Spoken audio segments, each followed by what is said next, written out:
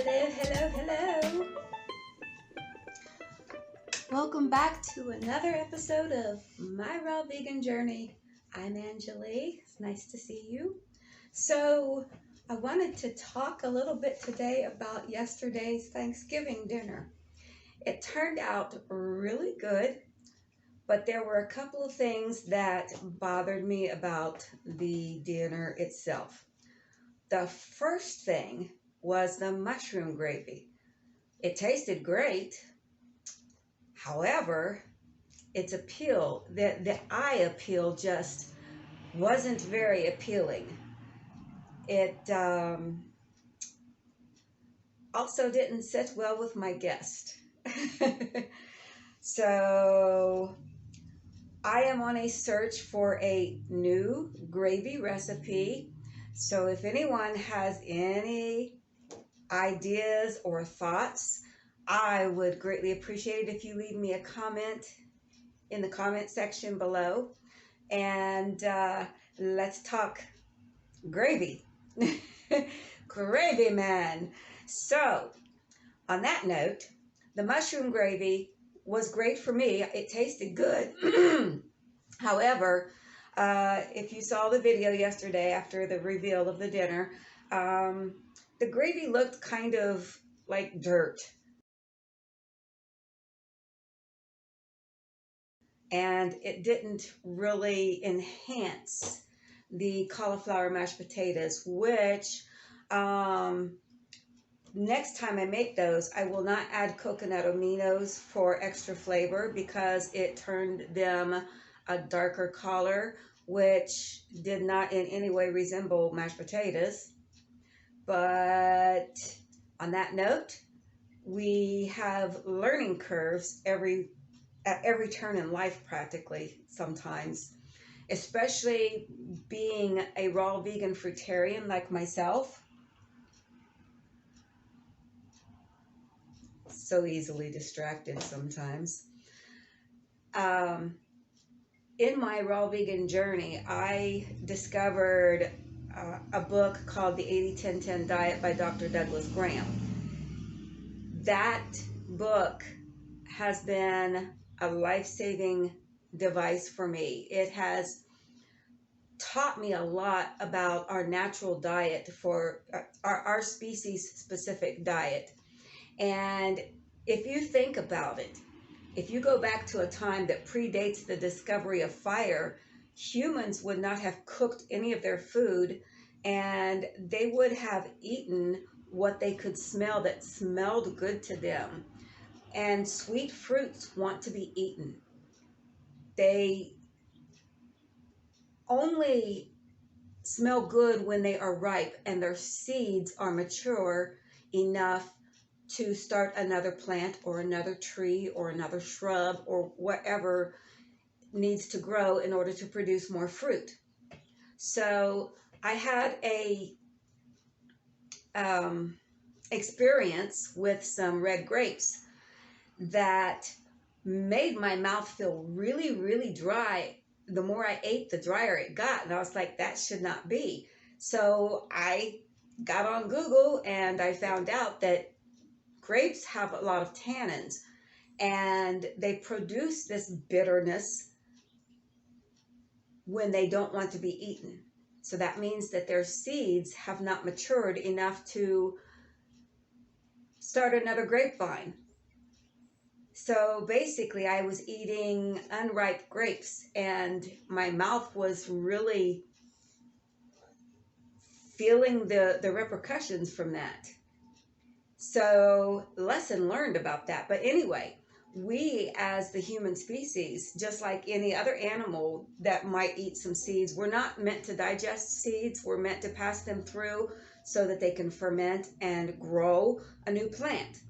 And long before there was bathrooms, we squatted on the ground just like a cat or a dog or any other animal. And we would cover up our excrement with dirt. And guess what happened? If we ate any seeds, that pile of dirt that we used to cover up our business became a new fruit tree or a berry bush or whatever seed we ate that passed through. So, on that note, with Thanksgiving dinner, it was a little bit of a challenge.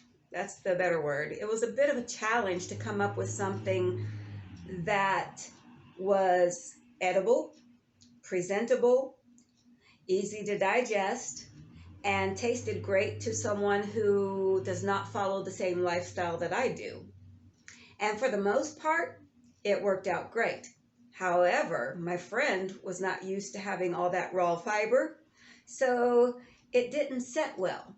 And these are some of the things that we need to pay attention to whenever we change our diet.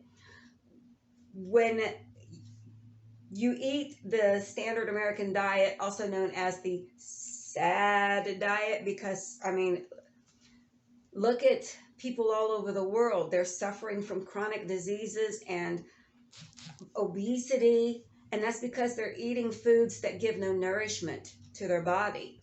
They're getting full, but they just crave more and more because they're not getting the nutrients. And when you eat a wholesome diet like fruits and vegetables, tender leafy greens, and stuff that comes, if you eat it the way nature produced it, an apple is an apple, a peach is a peach, a watermelon is a watermelon. You don't need to do anything to it to make it edible. You can eat it once it's ripe. You can just munch away. And it's one of the easiest, simplest means of sustaining our nutritional requirements.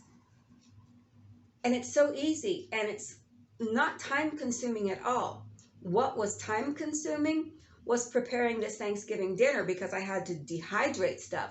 And today, I got to honestly tell you, I do not feel as good as I would normally any other day because I require a lot more water today because I ate a lot of foods that were dehydrated. I made veggie burgers that were dehydrated, and I had to dehydrate the mushrooms a little bit to give them a cooked feel, sort of, for my guest. And then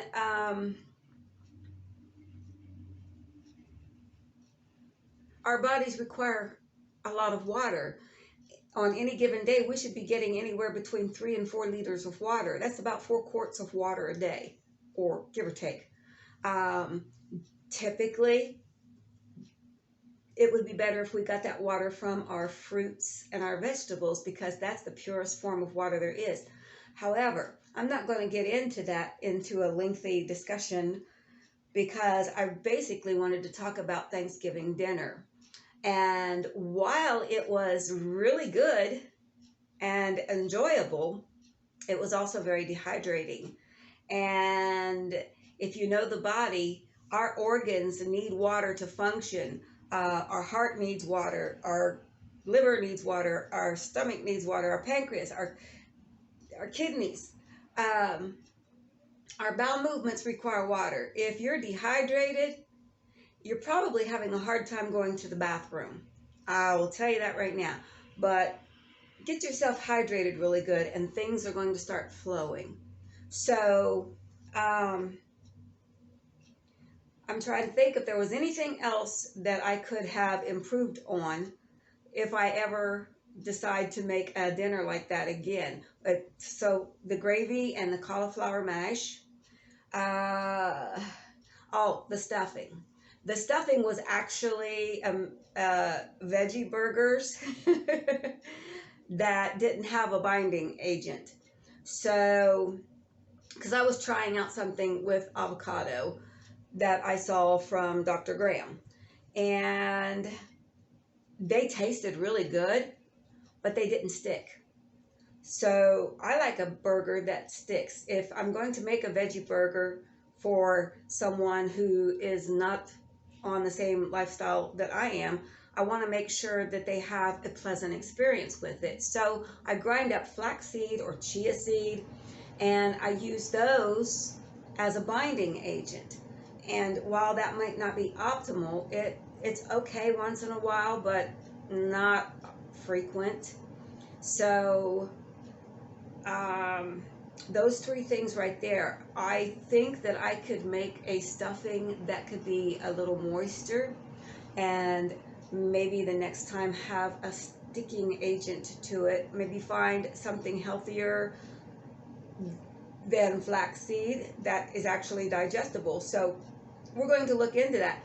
And once again, if you have comments, I'm slightly new at this. I've been completely raw vegan fruitarian since January of 2020. I'm still learning, and there are learning curves to everything. I've been vegan for several years, and vegetarian goes way back, off and on since probably 2003, off and on vegetarian. I never really cared for meat much growing up, and so meat wasn't a hard thing for me to let go of. What was hard to let go of was the French fries, the mashed potatoes, the chocolate. You know, I had this love affair with chocolate that was beyond imagination. If it was chocolate, it was in my mouth. But I don't crave those things anymore. As a matter of fact, I find myself, the more I eat like I do, the more I crave fresh, sweet, juicy fruits, watermelon and honeydew and cantaloupe and mangoes, stuff like that. I crave those things now. I don't really crave them, but I look forward to eating them, because when you're eating a wholesome diet, there really are no cravings unless you're not getting enough nutrients. If you're not eating enough, if you're not getting enough minerals and vitamins and stuff, then yeah, you're going to crave something. And if you are transitioning to the 80-10-10 lifestyle, which means 80% of your diet is carbs, 10% is fat, 10% is protein. And that's really all we need, because protein comes from amino acids. And if you're getting all of the amino acids, you're getting your protein. And if you're getting enough of it, we don't need a whole lot. Too much protein, if you don't know, can cause problems with your kidneys. And it can also create kidney stones, amongst several other problems. And so I'm not going to get into what we should eat, because that's not what I wanted to talk to you today about. It's just a matter of, when you have company and you are a raw vegan fruitarian, how can you meld the two worlds together to make something that will be satisfying, delicious, and nutritious for everyone involved, and you don't feel left out? Because when I first started eating like this, I felt so left out from the world. I felt so isolated and so alone, because I couldn't be around people eating the food that I used to love. It was torture. I mean, sheer torment. And even sometimes I walk out in my backyard and I smell the chicken shack cooking up their food over there, and it's like, oh my God, that smells so good. And then when you bite into it, it really isn't all that great. But they do things to the food nowadays to give it that allure, so that it will draw you in. And then once you start eating it, you'll start craving more and more of it. And that's when you know, if you're craving food and you're eating a standard American diet, that's a key indicator that you're not getting enough of the nutrients that your body needs. This also happens after eating dehydrated foods, and sometimes when I use lemon or lime, actually, any kind of citrus, sometimes I get a little mucus the next day because of that, and my body doesn't want that stuff in there. So it's trying to say, hey, Anjolie, give that the boot. So anyway, I'm going to wrap this up because I don't want it to be a real long video, but I just wanted to give my thoughts about yesterday's dinner, and hopefully collect a few thoughts from my viewers, and subscribers to help out with the next meal, like maybe for Christmas. What would you make for Christmas?